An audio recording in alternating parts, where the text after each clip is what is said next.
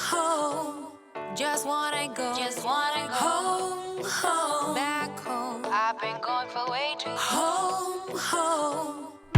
Welcome to Make Space, a home design show that empowers you to create spaces you're obsessed with. Tune in for conversations that dive deeper than pin-worthy rooms. Host Cara Newhart teases out the essentials of designing spaces that inspire happiness and serve your everyday life. Cara has been featured in House Beautiful, Apartment Therapy, NBC News, and Insider, and has collaborated with brands like Home Depot, Wayfair, World Market, and more. Here's your host, Cara Newhart.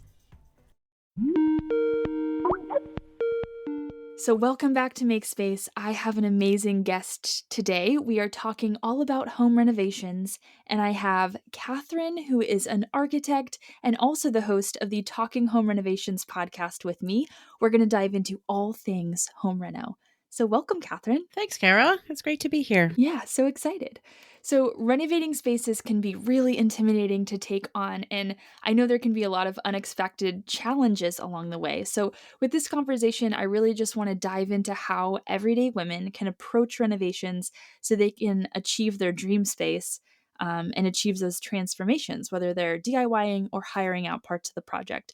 But before we get into those specific tips, can you give us like a little peek into your background? I know you have a day job as a professional in this space as an architect. So can you just give us a peek into your story? Sure. My specialty is single family homes, so additions and renovations to homes. I live outside of Boston in Arlington, Massachusetts. So where I live, it's very densely built already. So there are not a lot of new houses. So mostly it's, someone will have, my clientele is just normal. I don't know, normal, but just average homeowners who have average houses that aren't really everything they want them to be. So I spend a lot of my time doing third floor renovations or basement renovations, small additions, just because, as I said, it's so densely populated around here. And so I really try to help people figure out their spaces and how they can best use the space that they already have. So that's what I do. And I've been doing it for about 25 years now.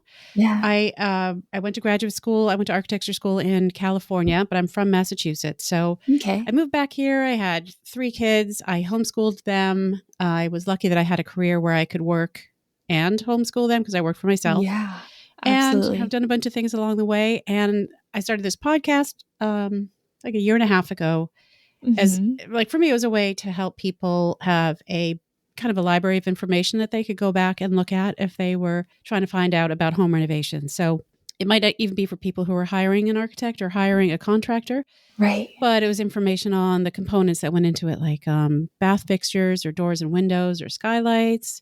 I had other episodes on, what a contractor wants you to know and learning from mistakes of others and things, because there are so many things that we don't know. And definitely, one of my taglines is, you don't know what you don't know. So I love I'm just that trying phrase so much. Yeah. Well, because you don't, right? And I don't know everything. I feel like my job as an architect is to know where to look for things. Exactly. Yeah. And so people might get intimidated by things like a home renovation because they feel like they don't know everything. But nobody knows everything. You have to look things up and learn things. Like you were saying, I was listening to your episode on fear.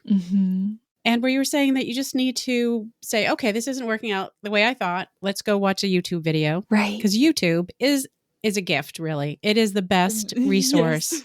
You can learn to do anything on YouTube. Anything. Absolutely. But there, a home renovation, it is complicated. It can be complicated. So there are lots of moving parts. And I just help people through that. Definitely. Yeah. So basically that's what I do. And I teach some classes to homeowners through my local community ed, or sometimes I do online classes, but and I practice architecture. That is so cool. Yeah. I'm really excited to connect listeners with your podcast when they're specifically looking for renovations. You have such a library of knowledge there, and then really to be able to dive into your vast expertise and really share tips today. So, for the everyday girl, maybe she's defined her style.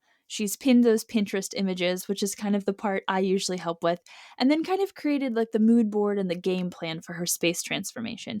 But maybe she doesn't have nailed down exactly what that's going to look like. What's the best way to go about approaching a home renovation? Maybe just on a high level, where do you start? Well, the planning is really key, upfront planning. And again, that's where you figure out what you don't know and then you work on knowing it, right? So Right. I guess the first thing to do would be to understand what you need. Or do you need additional space and what kind of space and why? And why? I guess ask yourself these questions. Why do you need to do what you're doing? Why now? And how are you coming up with the space that you need? Is it something that you saw on Pinterest, or is it because your dining room table is too big for the space? Could you buy a smaller table? So kind of looking at your problem, and are there other ways to solve it besides construction? Because construction can be, well, construction is expensive and it's sometimes not necessary. So I always encourage people to look at their problem and see what else they could do. What are their options? So planning is really important. Developing your team, getting your team set up. That could mean an architect, or it could mean an interior designer, a landscape designer, a contractor.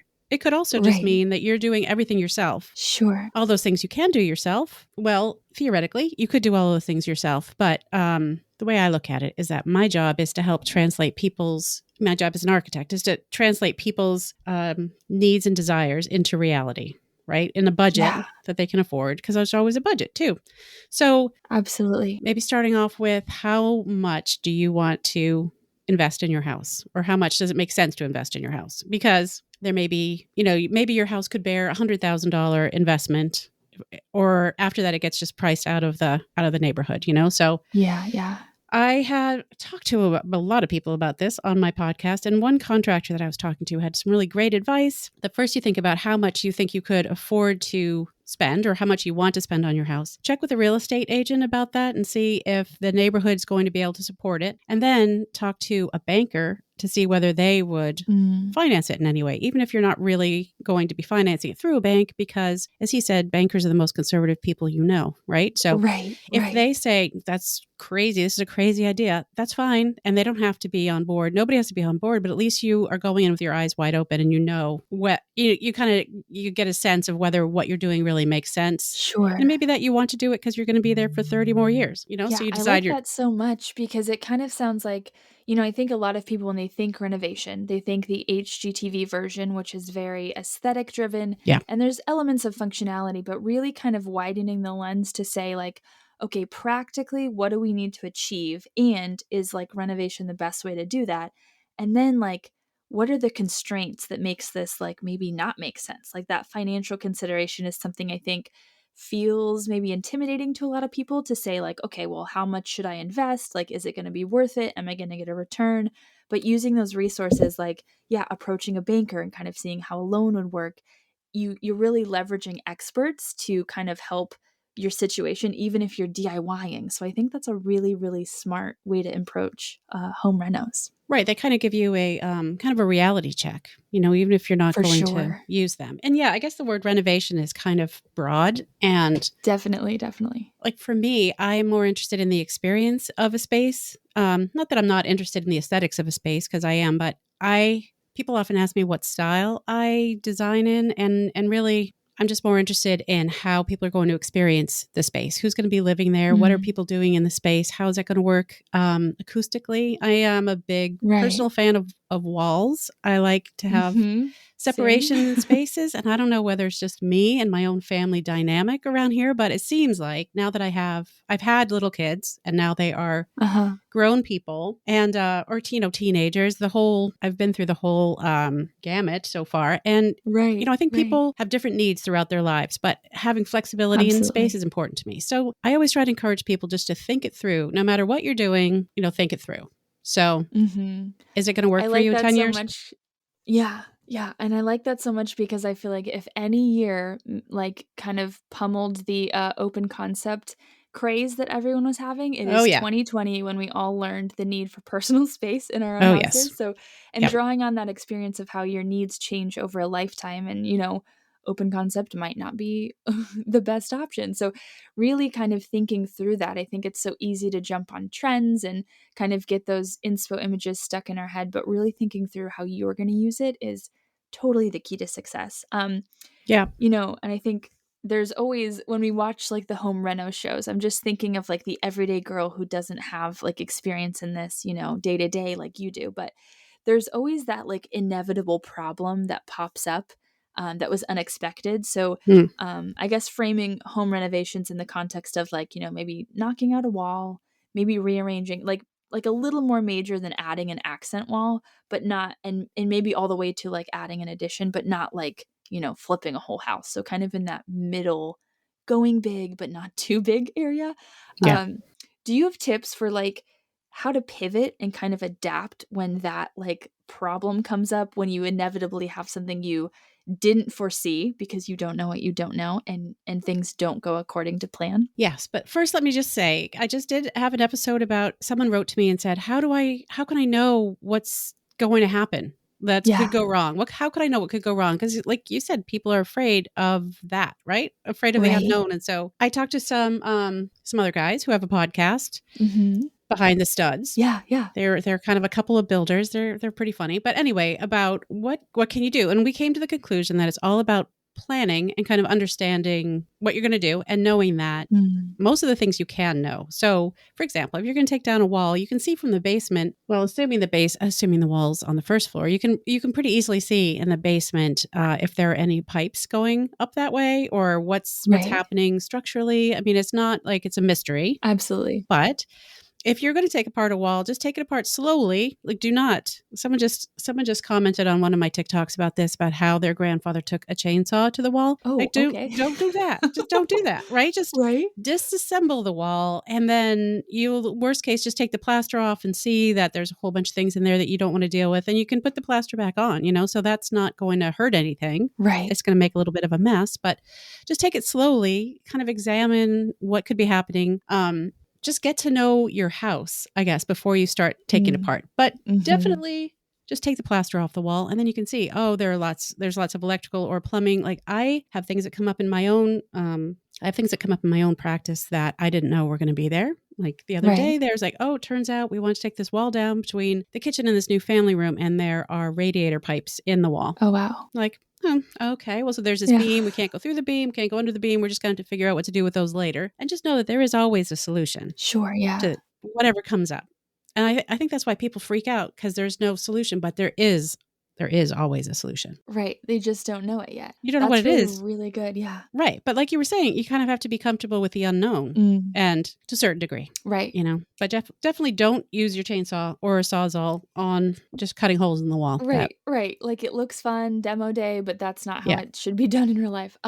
So I think I kind of want to unpack maybe the different roles for people, because, we hear like contractor, designer, or interior designer, and then architect. And I think a lot of people have confusion around who to go to for what. So if you're like DIYing your space and you kind of want an expert to weigh in maybe on the plan before you get started, or even to bring in an expert once you've started and maybe mess something up or something came up unexpected, can you speak to like when they would come to you versus an interior designer, and when they could kind of maybe manage a contractor on their own? Just kind of broad terms of what each role is, maybe? Yeah, I mean, that's actually a harder question than you might think, because actually there are a lot of contractors who they just design it themselves. So you could just go to a contractor and say, I would like to have a little kitchen addition off the back, and the contractor will say, great, I could just do that, and they just do it. And there may be things that you would have tied in differently aesthetically or whatever, but he could just design it.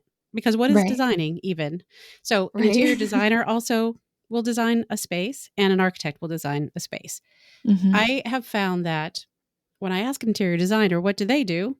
We usually end up getting in a little bit of an argument, or they get mad. Right. Like if we're at a party and I say, well, what exactly do you do? I think they take it the wrong way. Like, well, what do you do? Like, what do you, you know what I mean? So it's like a little bit of contention between architects and interior designers, I've noticed. I think it depends on the interior designer, but I think they are great with finishes and, tile, paint. Like that's stuff that if you, someone explained it to me once, if you shake a house and it does, so the stuff that doesn't fall out is the interior designer. Right. And I guess the stuff that does fall out is like a decorator. I don't really know. The furniture and everything, and then the furnishings, like walls would be the designer. Yeah, although sort of. I'm the wrong person to ask because I'm not really clear on that. Right. They can do internal. I guess they can do interior space planning, but then when it comes to windows or anything having to do with the exterior walls or roof lines, they don't do that. Right. So I do that. But I also do interior, I also, in my mind, Mm, like my job is to actually do the interior as well. So this is why right. gets a little fuzzy. So, but if you were just doing a single room, hiring an interior designer and talking to them about what they can offer to you, I think they have great sense of, of textures and colors and trends and all the rest of it that I don't personally have. Although there are other architects who Sure. are into it and they're totally into it. I am more part of the space and the structure, and like I said, the experience and the flow Mm, and specking out things like the windows and the doors and the siding and the trim. yeah. So I think that's really helpful because it's kind of emerging that it is fuzzy. The lines are very blurred, and depending on which designer or contractor or architect you talk to, they might have different roles and they obviously work differently. So yeah, I think communicating what your project is and really vetting what they could do for you and how they work sounds like the place to start. That being really important, kind of like custom exploring your project with them. But in general, it kind of sounds like structural layout is definitely an architect. yes, Design aesthetics, you could probably go to a designer, and then a contractor is going to build it. right. He could design it, but you probably want to be careful on what you're letting him design without being a full-on architect or designer. Right. Oh, Is that a or he could good be a way to phrase that? very sensitive designer too. I mean, it totally Sure. depends, it just totally depends. But generally, Sure. architects, there are a lot of architects now who are offering kind of what they are calling a second look, or I have an art, someone can call me and say, hey, can I take an hour of your time and just, will you look at this plan? Because I'm thinking this is the way it could work. And and a lot of other architects are doing this as well, where they Right. will actually help you if you have problems. So I encourage people to do the design themselves if they want to. A lot of people talk to me Mhm. about how that's what they want to do. And frankly, that's the Right. fun part. So I get it. Right. Uh-huh, uh-huh. But if they're feeling like, oh, I'm just not sure, you can just run it by someone and there's probably an architect in their area who will help them. And they don't That's even so have to be good in to their area know. at this point Yeah, because the internet, yeah. It we got sounds the like what internet. I do for design walkthroughs where I give them an hour of my time and we walk through their house and I say everything aesthetic that I do, but you are kind of giving that look to the plans, making sure it's like structurally sound and like going to practically work. So that's Right. good to know that that's an option for Right. sure. So more like flow, or where are you Mm, exactly going to put your couch? Or if you take down all the walls, where are you going to watch TV? right. People like to take down their walls. All the walls. Yeah. And as I mentioned, there are some things in the walls, and sometimes you can't take down a wall as easily as a different wall, because Mhm. there's a lot going on in the wall. So there are things to think about regarding the plan. Right, for Yeah, sure. yeah. It's not as cut and dry building with Legos as it kind of looks on paper, for sure. Right. We'll get back to the conversation after a quick word from our sponsor. Okay, time for something super exciting. So I talk to clients every day who really struggle to pick out colors for their spaces. They feel overwhelmed, like they're standing at the color wall having no idea where to even start. They find themselves Googling best colors for the dining room, being overwhelmed by choices and underwhelmed by the one that they pick. So I want to change the game in a really easy and approachable way. So I'm launching a mini course called Color Curator. This is going to help you create a personalized, perfect palette for your space. This course has all kinds of practical strategies, and it is going to change the way you think about color. You deserve to feel confident in creating beautiful spaces filled with color that light you up and support your everyday life. And I'm here to show you that it doesn't take a design degree, in-depth color theory, or hiring an interior designer to achieve that. If this sounds super exciting and it sounds exactly like something you need in your space, just hop over to DIYdreamhome.club/color. You can get all the information, you can get in on this. It's gonna be amazing. I'm so pumped to have made this course for you, and I know it is going to change spaces and transform lives, and I seriously cannot wait to see how it can help you in your space. And now, back to the interview. Can you maybe just kind of along the lines of the pivoting strategies, can you share maybe kind of how to go about making changes to the design plan when maybe the project's is in process and things didn't go to plan? Maybe you didn't get that look from an architect you should have, or maybe there's just something unexpected structurally. How do you you pivot and change the design plan? Well, I mean, practically speaking, there's telling the contractor to stop. Uh-huh. So, I mean, so if I go into a project and they framed it in a different way than I thought they should have framed it or whatever, we'll just say, okay, everybody stop. We're going to reassess what's happening here. And then if I say, well, there was really the only thing are pipes Right. that cause problems, or you might, there's not really, as long as you kind of understand the structure of the building that you're working with, there shouldn't be any surprises structurally. Okay. Yeah. So it's mostly pipes, but sometimes things happen. Definitely stop and reassess everything. And then I always tell people to draw out or document however possible what it is that you want. And even if you're working with, people say, I have a guy who does my repair. Like, even if you're working with a guy, people make assumptions about what you mean by, if you just say, I'd like a, like a shower installed over here. There's so many things that go into the shower. What does that mean? So even if you don't want to draw, you could draw a plan, just a sketch is fine with some dimensions. You could take a photograph of what you want and note the photograph, so that you're just giving it, because you'd be really surprised that people do not make the same assumption. So stop, Right. talk to everybody involved, see what the solutions might be. If it's a pipe, you can read that. If it turns out you didn't know that, I don't even know what else would it be. There was a structural wall, you'll need a beam, so you'll need to talk to a structural engineer or someone. But basically, stay calm. Just stop, talk to everybody involved, and figure out what the next steps are going to be. And don't continue moving forward until everybody has a new plan in hand, Right. So it sounds like maybe some of the surprises might not actually be because you didn't know what was behind the wall, but maybe more just like a communication issue that maybe not everyone was on the same page, seeing the project the same way. So like reassessing, get everyone aligned sounds like the documentation is really important for that. So what I do is I draw the plans, and so it's really clear where I want the door to be, for example, or how high the window sill should be off the floor. I mean, all these things that need to coordinate. Right. So if you draw those ahead of time, I am a big fan of just planning it all out and thinking it all through ahead of time, so that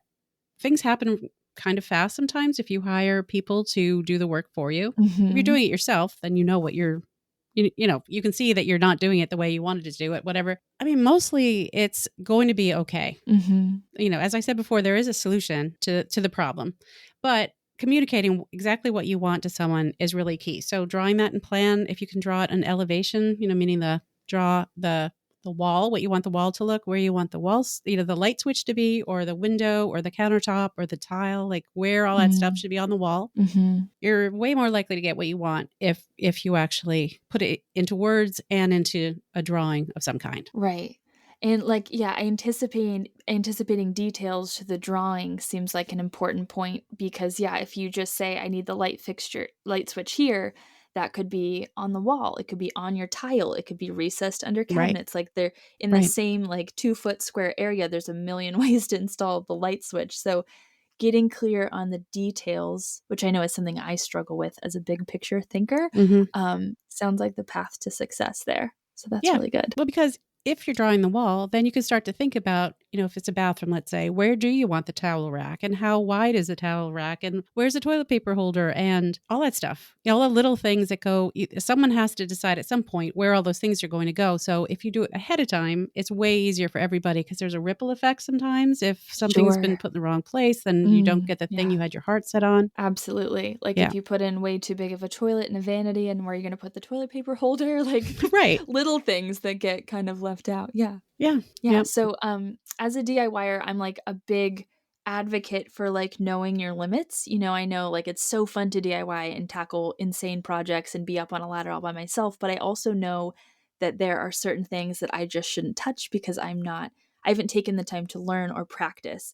And I know that listeners out there, a lot of them want to be able to do projects all by themselves, and then some are tuning in more with the intention to kind of define their vision for their space and then hire out most of the work. So do you have strategies for when it comes to outsourcing renovations? Maybe where do you start? What's the first, what do you need to get clear on before you're going to find, that certain person to come in and do the work? Well, again, it's planning. So Mm. you have to. So are we talking about like when do you decide to give up and hire a professional, or Yeah, I like guess more like knowing that line. Like, how do you get clear on if you're DIYing, like what you would be doing and when you'd be needing a professional? Because I it's say like, okay? I think a lot of people are in that gray area where they don't know what they don't know. And that can Mm, be like a hard place to navigate how to find that. yeah, Because Googling is helpful, but that can also leave you at a dead end and feeling lost. So, yeah, and overwhelmed for sure. So yeah, for sure. well, you need to plan out the project and realize who are going to be the players, who's going to be involved if you did hire it out completely. So you might Hmm. start with we're just talking about a room, but anyway, if we're going to do a little addition, if someone were just going to get a little bit ambitious, you know, you'd have Yeah, the excavator, so the guy's digging the hole, or the person who's digging the hole, the concrete person who has to pour all the concrete. That's probably not going to be you, but it could be for, you know, a slab. And if you don't have, you have to dig footings and you have to know how deep those have to go and everything. right. Then you have the framers who do the framing of the walls. So they, and people can do that by themselves, but they might want to Hmm. hire out for that. Electricians and plumbers, people can do that themselves, I guess, but I would hire professionals for that, especially electrical, because it's a fire Yeah, hazard. And I think you're actually supposed to hire electrician for absolutely. a good Yeah. job, you know. So I would Uh-huh. say you can do the plumbing yourself. I think I was just talking to a friend who is an architect, and he was talking about this mistake he made with the plumbing, and we were just kind of laughing about it. That someone years from now, 100 years from now, might open up the wall and think, "What happened here? What Uh-huh. were they doing?" But Right. his advice was practicing. He said that you should practice and practice and practice the thing that you're going to do, especially if it's Right. like something like plumbing where you're fusing together two pieces of plastic and there's just very little time to actually do it. So Sure. I think that applies to everything else. Like if you're going to be doing the framing, like just mock up a wall before, or maybe the wall, you could do that in real time. Mhm. I don't know, just like practice what you're doing and know that you're not going to be really great at it when you first try it, you know? So it requires a Yes, little bit of absolutely. practice, and it may require tearing it out and doing it again. But I think planning it all out and knowing all the different components and all the different people you would have to hire. So like the framer and then the person who's going to be doing the drywall or the plaster, you know, and think to yourself, is this something I'm interested in doing? Do I want to do this? And if I do want to do this, how do I learn how to do it? Mm. Or am I going to sub it out myself? Meaning like hire the subcontractors yourself, which you can do as a homeowner. It all takes time. So really, I think anything's achievable, but it's just time. So if you hire the full team that I mentioned before, like, you know, the architect, landscape designer, interior designer, contractor, they can take care of everything for you. You can just go to work 60 hours a week. Mhm. You don't have to worry about it after you told them what you want to have happen. You can be pretty hands off, right? Or you can be Right. completely hands on and do it yourself. So, except for the plumbing and electrical. So, Right, right. you know, so there's a spectrum in there. And maybe there's something you've always wanted to do, like Venetian plaster or something. And that's the thing Uh-huh. that you really want to concentrate on. So you hire other people to get you to that point where you have the walls and on which to, you know, hone your new craft or your old Right. craft. That's what you used to do. Hopefully that answered the Yeah, question. no, that was super helpful. I like that we kind of just started with a sample project of the addition and stepped through it because it really is so project specific. But I think that's a really good example to give people kind of an idea of, different pieces they could take on and when to call in the professionals. Definitely electrical. My dad was an electrician, so I Mm, grew up knowing like, do not DIY your own electrical yeah, past what you know. So I only do exactly what I've been taught and no more. right. Um, but yeah, that's super helpful. So in terms of hiring out professionals, subbing out some of the work, do you have any pro tips for, besides just kind of like reading reviews online or asking around to see who your friends used, for really getting a professional that's the right fit for your project? So what kind of professional are we talking about? Are we talking about like a tiler, for example, like Yeah, someone who's like going to be laying a your tile? tailor, a plumber, an electrician, just finding someone that it was really going to do your project well. Yeah. Well, things that you can see, which is actually almost everything, come to think of it. Because even a framer, if their walls are all wonky, it's not going to be, covering them up isn't going to be easy. It's not all plumb. And Yeah. so I am, and this might sound a little out there, okay, but I am all for the gut instinct Yeah. on Uh-huh. somebody. So if you meet, yeah, if you meet somebody and you're just feeling like it's a slog talking to them, or they're just not someone that you enjoy even being around, it's just not going to work out well throughout the rest of the relationship. I feel like the Right. beginning, it's like dating. Mm-hmm. At the beginning, you should be excited about the person at least. And maybe you will continue being excited all throughout. I've mentioned this before in my podcast, but I was trying to find a plumber. I was contracting out my own bathroom,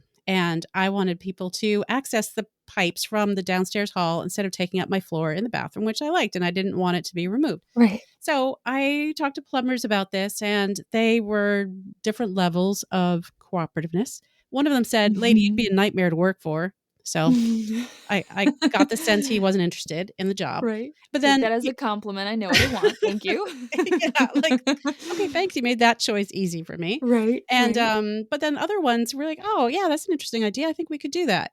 So you just have to talk to people and see how they react to you and working with you, especially if you're going to be doing a lot of the other work. It's really going to matter who the plumber is. If you're hiring a contractor, it's not really that much of a concern of yours who the plumber is, so you're Right. interviewing the bigger operation. But yeah, I personally kind of gravitate toward more of the artist musician type plumber electricians, Uh-huh. Uh-huh. because they're Yeah. like, they connect with me a little bit more, or are more willing to do things that are maybe experimental or try things. Yeah. Oh my And goodness. so That's so I don't know. I so feel like good. connecting, if you're going to have to be contracting it out yourself, just connecting to people who you feel, well, first of all, obviously they've got good recommendations. They can do the work. You've seen other work that they've done and it looks like it's high quality. Mm-hmm. You'd wonder, how can they ruin it? But you can definitely Uh-huh.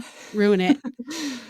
Yeah, I had the plaster assistant do my tile work in my house because, it's on a budget. Right. Yeah, Right. bad idea. Bad idea. It's been Uh-huh. 12 years, and I'm not kidding. Every day, I don't know how many, 12 years times 365 days. Every day, I'm mad at myself about hiring that guy to do my tiling because I Right. see it every day. So it There's matters. so many good tips in there. I feel like, that balance between like their work being high quality and then the working relationship, that personality and the approach, I feel like is so important because if you are like type A, done by the book, and you get someone like really artsy and creative and willing to just kind of, wing things, like still up to code and still quality work, but just kind of like, creatively do things, you might not be aligned and that Right. might cause problems. So I Right. really like that's like some good pro tips, deeper than just like reading reviews and asking your friend, really vetting them for your project and how you're approaching it too. So that's really good. Yeah, I'm all for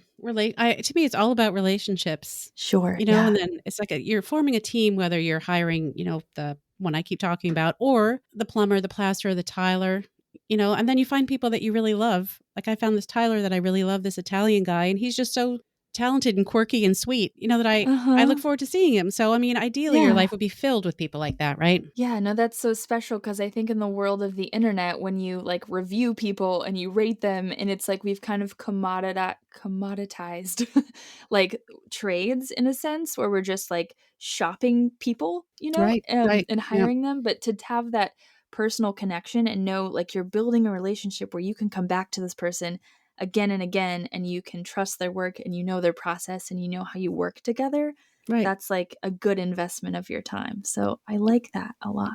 Yeah. Yeah. So another thing I want to dive into is just kind of like splurging versus saving. So this I think becomes like a major issue with flip houses where people are going in flipping it for aesthetics and trying to like resell for top dollar. But Hmm. even homeowners that are just shooting for like aesthetics and kind of maybe valuing that over quality in some cases, kind of trying to save money but get a particular look.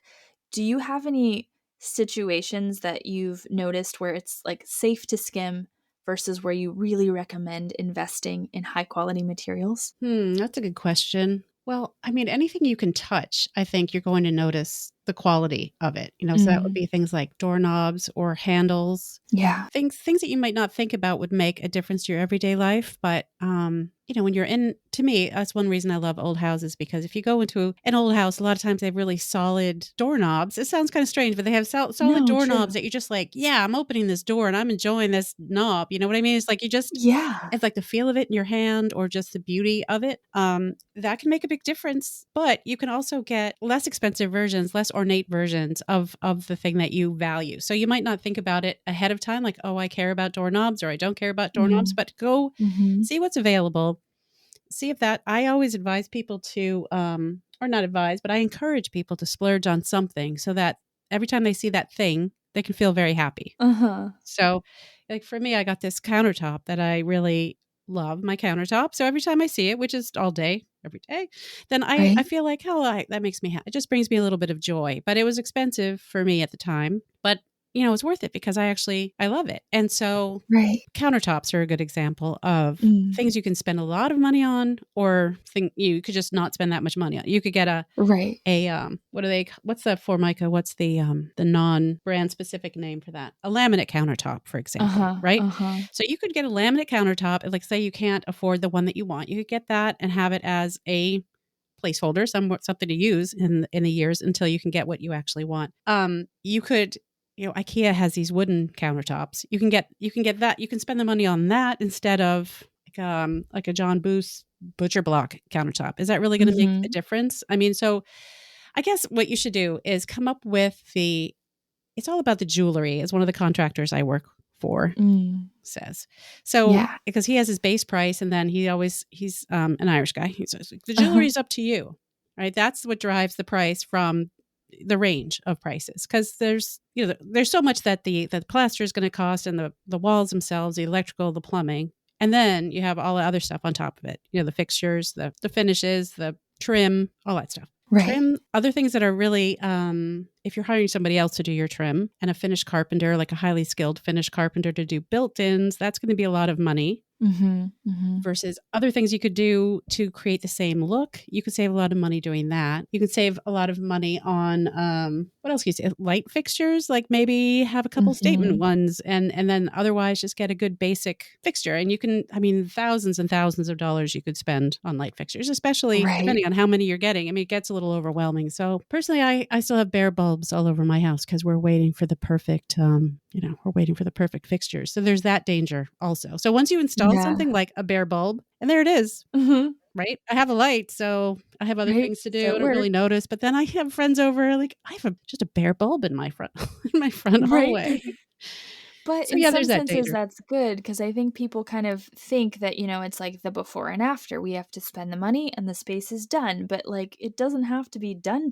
You can do it to a point where it's functional, and you don't have to pressure yourself into making all those decisions and spending money that maybe is outside of the budget, and then upgrade that later when you find something you're ready to commit to, or you really kind of have lived in the space and know what you want. So that's a really good strategy as well. I like that. It's not great for a before and after on Instagram, maybe, Right, but you can always frame photographs in a certain way, or you could show something else. It's like totally up to you what you photograph for Instagram. And yeah, it's just overwhelming by the time people pick out the light fixtures for their project. They're maybe over budget, they're overwhelmed. There've been so many decisions made that they Decision fatigue is real. yeah, they don't want to spend the money. They feel like, oh, that's just too much money. But if you kind of step back and wait, then you can find the piece, especially if you have a partner who also has to agree on things. It just gets to be just a lot of compromise, it feels like. So just taking a breather and maybe going back later and getting the perfect lighting fixture. Yeah, absolutely. So just to kind of wrap up the conversation, because I feel like we've given so many practical tips that people can use, but I just wanted to talk a bit about project timelines. So I know projects have a bad rep for kind of always taking longer than planned when it comes to renovations. Can you speak to maybe creating realistic timelines and managing expectations for your home renovations, whether it's moving a wall or doing like a small addition? Yeah, the most important thing, like you just said, is setting your expectations in a realistic way. Yeah. I teach a design studio, and someone had just said that he could finish the kitchen renovation in a month. You know what? If you can finish it in a month, you should write an ebook, and you could sell that and make some money, because that's not realistic. And so how would you set a realistic timeline? And right now, it's even harder because of COVID and of Sure. the sometimes certain window manufacturers, they don't have the production on their windows for whatever reason, like they maybe had to shut down the factory for a little bit. Mm, And so they might have had to shut down the factory for a little bit, and then the windows are 6 weeks behind, and so right. we just have to be kind of flexible. I find if you ask a contractor, like let's say you interview a contractor and he tells you it's going to be 4 months for a kitchen renovation, and you feel like, oh no, that's way too long. But you should keep that like, okay, someone said 4 months, and just keep that as maybe that Mm, is true. And maybe that's someone who does it for a living right. and has all the relationships with all the subs, because when we do things ourselves, it always takes longer, because when we do have to call in people like the plumber and the electrician, they have to come in for the rough, and the inspector has to come in and inspect it. And then they have to come back after Mm, the wall board's up and then do the finish, so you're relying on people showing up when they say they're going to show up. right. You don't have control over that. Things happen in your own personal life if you're doing things yourself that you don't get to it that weekend, or somebody dies and you have to go to a funeral in a different state. And so Exactly. Yeah. I feel like not having expectations for a timeline is probably the best idea, or maybe just Yeah. being conservative in your estimate so that you're not upset and disappointed. It's just, when you look at in art history, those cathedrals that were built in Europe back in the Middle Mm-hmm. Ages. And I Mm-hmm. remember just being struck by how there would be 10 years, 12 years they were building this thing. And I think, well, why did it take so long? But that's just the way it is. Back then in the Middle Ages, it's a totally different Right. thing. But the point is, it takes Sure. longer than people think it's going to take. And I don't watch a lot of the HGTV shows, but I get the sense that people from my clients that they think it should take Mhm. a lot less time than it really is going to take. Yeah. I like that so much because when you really stop to think about it, there are so many moving parts. So it's very silly of us to think that those are all magically going to align into this like perfect timeline. So being flexible, even if that's not normally your strength, Mhm. is totally the best way to get those realistic expectations. Yeah. And yeah, being disappointed with the project's no fun, and obviously having to wait on things is no fun. But having patience to get the result that you want and not rushing through it is very valuable. So Yeah. I really like that. Yeah, sometimes people come to me when they just find out they're pregnant. I mean, that would be women, Mhm. right? Or Right. pregnant. And they want to finish, they decide that they need to fix their house before they have the baby. Right. And um, Mhm. yeah, that's a little hard sometimes, depending what they want to do. And if they're coming to me, an architect first, then there's going to be some time that we need to work out what we're doing, and then we have to Right. get the contractor to give prices, and it's months and months, and then they're going to have the baby, and then it doesn't work out time wise, and that's really disappointing. If you have your heart set on something and you're imagining that it's going to be perfect for the baby, first of all, the baby has Mm. no idea. Right? Okay, so we just They take the really pressure don't off of care. that. The baby like literally would sleep in a box, no idea Right. Right. what's happening. And it's really us. So we just have to adjust our own expectations and not somehow just relax about the whole thing, which is, I know, way easier said than done, because I'm not much of a relaxer myself. But Right. Right. you can't control people and when things Mhm. show up or when people show up. So Mhm. yeah, planning and patience. I would say those are the two things that you'll need. Yeah, that's the only two things you need for a successful reno: planning and patience. That's Write that it. down. Well, and some money, Yeah, and maybe. some money Yeah. for sure. A good budget. Right. Well, this has been amazing. I'm so excited to share this episode. I think there's so many gems that are really going to help listeners navigate their reno and feel confident that they can take on the project and kind of know how to figure out what they don't know. So thank you so much for sitting down with me today. Well, my pleasure. Thank you. Thanks for having Yeah. me. Of course. And then I would love if everyone would hop over and check out your podcast. You can do it in the same app that you are listening to this show on. And then where can everyone connect with you on social media? Well, on Instagram, I'm Talking Home Renovations. On TikTok, I am the House Maven. I know I should have the same name everywhere, but it didn't work out that way. Anyway, and I've been having fun over on TikTok, but it's I'm there a lot. I Me have too. noticed. So I love it. Yeah, I mean, it's so educational, actually. I mean, obviously, it's funny, it's sad, it's a whole bunch of things, but I learn a lot there. Yeah, A lot of life same. hacks. Yeah. No, I've made a lot of friends for sure. yeah. So, and I've been following the renovators over there, and I'm there a lot. Facebook, not so much. I don't know what's going on with Facebook right now, but I do have a group there, Talking Home Renovations. So just the usual places. Well, perfect. Well, everyone go check out Katharine. Tell her what you loved about this episode, and be sure to follow along with her show and tune into that as well if you're interested in more home renovation stuff. Thank you so much again. Thank you. #obsessed. Okay, this week I'm obsessed with something I never thought I would be obsessed with, and that's because it's a productivity tool. And if you know anything about the way that I work as a creator and as a human, it is kind of making everything up as we go and just kind of living in the moment and being excited about whatever comes my way. But it turns out you can't do this with everything, especially not home renovation projects. And so I have this little hack that I've started using for my DIY projects, but also for like the bigger projects when I have to be hiring someone or managing them. And that is, I use a task management software. So something free you would normally use for a business. There's a lot of different ones out there like Asana or Trello. And this lets me kind of like visually organize everything happening with the project all in one place. And I love that it's digital. So both of these have like apps that's on your phone, or you can use it on your desktop. You can link to different things. So like when I order products, whether it's from Amazon or, you know, some nice, super amazing couch that's coming, I can put the link and the order information all in one place. And you can also set timelines and dates and reminders. So if you're managing a really big project, and especially if you didn't hire a contractor to do this part of the process for you, like you're in charge of hiring the people and talking to them and seeing when things are coming and when things are getting done, it's really important to be on top of things, because otherwise they will just work however they want and things can slip through the cracks and it can be really frustrating. So I love using productivity tools for planning home projects. So this can be as simple as you want, just creating one board and kind of tasking out like the phases of things, like we need to demo, we need to do this, we need to pick paint, we need to think about carpet, we need to talk to Uncle Bob about what he thinks about whatever. And so just making sure you have a place where all that's going so it's not living in your brain. And then you can kind of make it collaborative. You can share it if you have like another decision maker, like a partner with you, or you can share it with your contractor. I just think it's really cool and a really fun way to stay organized. It's been very energizing for me with projects, so I just wanted to share it with you.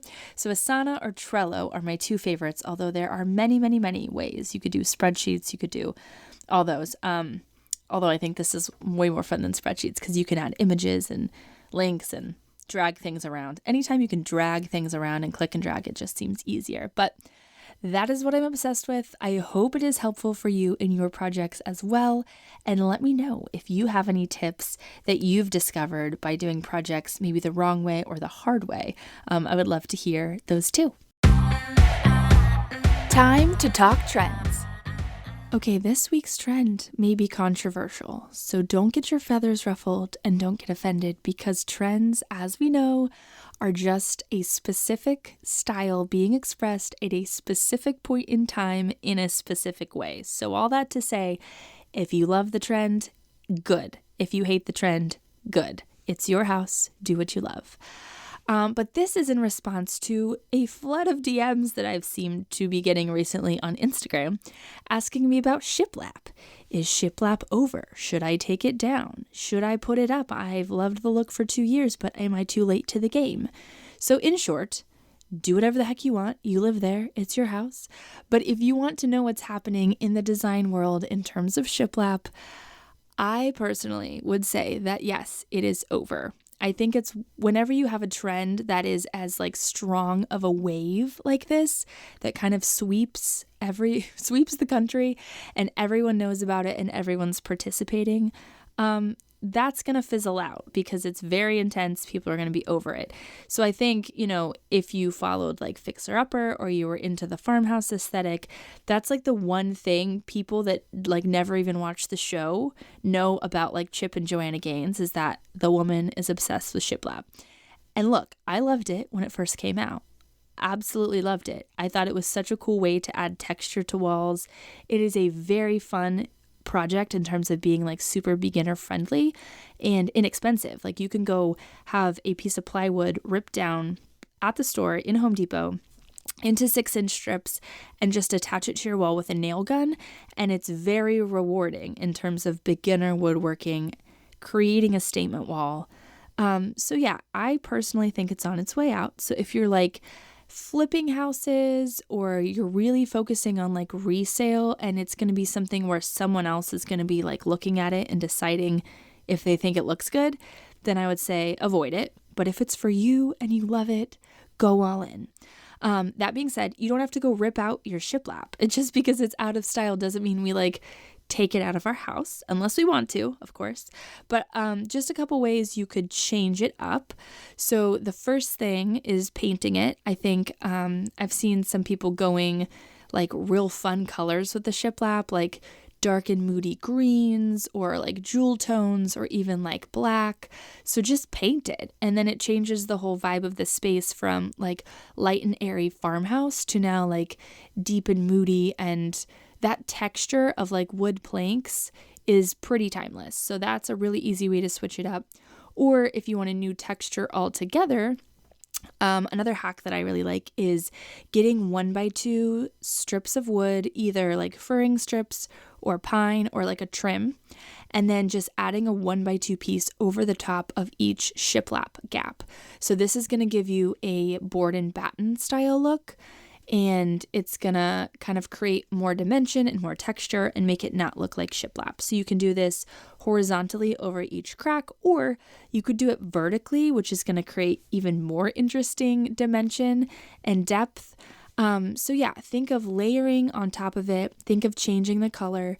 If you're feeling like you've had it for a while, you wanna refresh it, and it's a trend that you're personally over. So yes, shiplap is dead unless you love it, then it's alive and well. Psst, if you're still here, that means we need to be friends. Hop over to Instagram and follow me at Never Skip Brunch if you want DIY projects and more design inspo. Or if you want to get connected for podcast-specific updates, hop over to Make Space Pod and you can stay in the loop for when new episodes drop. See you on Instagram. I'm on my way back home. Thanks for listening. If this is your first time listening in, be sure to hit that subscribe button so you can stay in the loop with the newest episodes.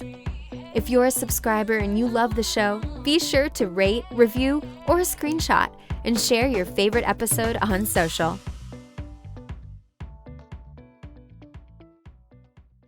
You're listening to this podcast, so I know you've got a curious mind. Here's a helpful fact you may not know yet. Drivers who switch and save with Progressive save over $900 on average. Pop over to Progressive.com, answer some questions, and you'll get a quick quote with discounts that are easy to come by. In fact, 99% of their auto customers earn at least one discount. Visit Progressive.com and see if you can enjoy a little cash back. Progressive Casualty Insurance Company and Affiliates. National average 12-month savings of $946 by new customers surveyed who saved with Progressive between June 2024 and May 2025. Potential savings will vary.